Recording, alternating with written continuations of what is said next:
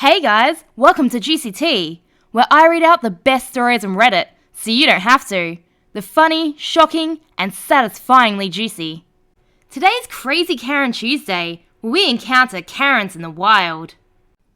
My boyfriend's landlady is trying to make a rule that we can't have sex in his apartment because she's religious. Our first post comes from r/legaladvice, posted by a throwaway account. This is Texas. My 21 female, boyfriend 23 male, is renting a room from a private landlady. He lives upstairs and she lives downstairs, but his apartment has its own separate entrance and its own kitchen and bathroom. His landlady came up to talk to him about something when I was over one day, so she found out about me and now knows that I come over sometimes. The rental agreement says no extended stay guests, but guests are allowed if they don't stay very long and are reasonably quiet. I probably sleep over about once every couple of weeks and come over to hang out or study for a couple of hours, perhaps 2 or 3 times a week. Yes, some of those times we are intimate with each other. I have a tiny apartment that I share with a roommate, so we usually choose his place for sex because it's more private. We are quiet and respectful at all times. Now, his landlady has either made assumptions or possibly heard something because she's trying to make a rule outside of the rental agreement that my boyfriend can bring me over to hang out, but we can't have sex because, and I quote, her house is God's house and he doesn't approve of what's going on. She didn't even know you came over until she came upstairs and saw you. She also wants to speak with me before I'm allowed over. If it was just a quick reminder of, hey guys, remember to keep it down, we'd be more than fine with it. But my boyfriend is her tenant, not her child, and she doesn't have the authority to tell an adult who has signed a rental agreement and pays for the room what he can and cannot do, as long as he follows the terms of the agreement. My boyfriend is afraid if we confront her and tell her that we're not going to follow that rule, she'll evict him. Legally, is there anything we can do? Is there anything we can report? What would be the best way to approach the confrontation and protect ourselves so he doesn't wind up losing his housing? Down in the comments, Equity Engineer says, I'm a Texas lawyer, and my honest and sincere advice would be to smile and say, okay, and just keep it down when she's around.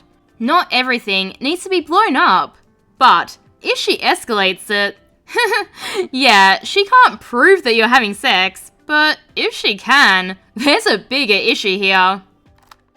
Would I be the a-hole if I tell my mum's realtor the truth about her house? And our last story comes from the BestofRedditorUpdates subreddit, posted by OKMasonberry6677. My mum has a history of selfish decisions, but I feel like this is one of the bigger issues in my opinion. Her and her husband, we'll call him Rick, are actively getting ready to move to Hawaii. None of us, her kids, family, etc., think it's a good idea. They're both around 50, have worked minimum wage their entire lives, have absolutely no savings at all, besides a couple $1,000 they put away from income taxes here, and they have absolutely no game plan. Not to mention, I keep hearing about how Hawaii natives don't want people moving there. And Rick is a self-centered jerk who thinks he's better than everyone else. I can see him going over there, looking down on others, and it just not going over very well. Now, to the big issue. They just put their house on the market, and I found out that they purposely didn't disclose any of the issues with their house. Everyone was told to mind their own business. It's their house and they'll do whatever they want. I think that's severely messed up. There's many smaller issues, like the connected garage foundation is cracked all the way through, electrical problems, plugs that randomly overheat and turn off, plumbing issues and leaky pipes. Cracks through the foundation and dodgy electrical work are the smaller issues?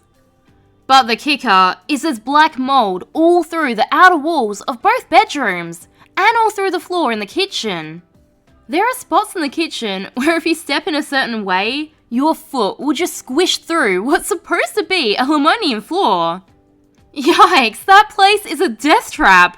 I would say just burn the whole place down, but with the dodgy electrical work, it might just do that on its own. I know how toxic black mold is, and I've heard about how ridiculously hard and expensive it is to get rid of it, and how damaging it is to the property. Well, my mum and Rick are aware that if it's known that they have black mold, it will drastically lower the price they'll get for the house, and a bank may not even finance a loan for whoever would want to buy it, or they'll have to pay out of pocket to fix it themselves before relisting the house. As I said, they work minimum wage and have no savings, so they can't afford to get rid of the mold. So, they plan to clean up the walls in the bedrooms so you can't see the mold, and pray to God the inspector doesn't find the mold in the kitchen floor. They intend to scam someone into buying a toxic black mold infested house. I think that's severely messed up, and I know it's not really my business, but this just adds to the many problems I have with that mother of mine. And I really want to call the realtor in charge of their listing and tell them all about the problems in that house. I want to make sure that she can't take advantage of some poor person trying to buy her toxic house. So, would I be the a-hole if I call her realtor and let them know what's wrong with the house so whoever's buying it isn't blindsided? Update. The realtor did find out the issues. Some of the price got knocked off, but they did find a buyer for the house. Now for the facepalm. My mum and her husband, Rick, fake name, are trying to move to Hawaii. It's already blowing up in their face though. My mum and I don't talk for many reasons, but before I cut off contact, I'd been trying to help her plan out their move better, because her and her husband had 2 mortgages on their home and minimum wage jobs with no savings whatsoever. So I was worried that if they didn't wait a few years and save, they'd have problems. My mum would tell me I was jealous of her and just trying to keep her here, and that I'm negative and I don't know what I'm talking about. Fast forward to now, they didn't plan this out at all.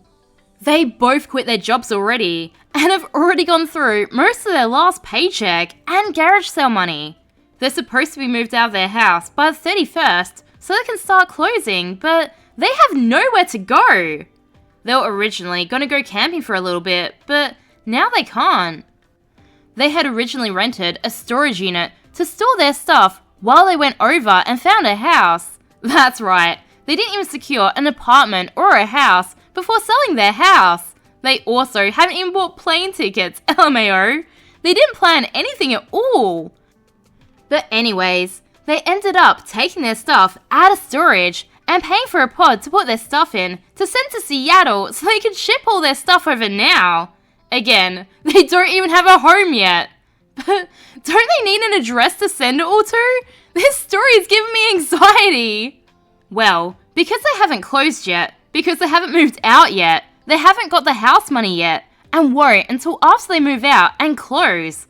Well, now they don't have enough money to ship the pod to Seattle. So, according to my stepdad, not Rick, I'm close with my stepdad, he's my half-sister's dad. My mum told him she's not leaving the house until she gets the money and can ship the pod. Only they can't close until after they move out. I don't know what she's thinking. Oh, and for extra ridiculous information, they haven't even looked for new jobs over there yet. They're going over there blind, with no jobs, no house lined up, and all of their stuff. They were also going to try and sneak their cat and dog over so they didn't have to quarantine them. I just don't get it. Update 2. They did it. They moved. And from what I've heard, they're living like they're rich, with no regard for the future. Both of them got minimum wage jobs doing cleaning at some local college, according to my sister. Though my mother has a habit of calling out frequently, which her old job let her do because she'd been there for so long, and she's already started doing that with the new job, so I don't know how long she'll have it for. But they spent nearly $15,000 buying brand new furniture. Just a couch, a bed, and a dining table.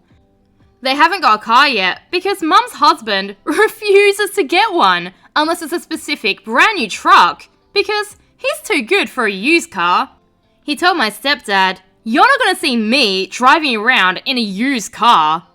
They're renting out a $2,500 one-bedroom apartment, and they keep going out every weekend on cruises and sightseeing like tourists, lol. But they're almost out of money already. I don't see this going well. Remember, I post new content every day, so subscribe for more juicy tea.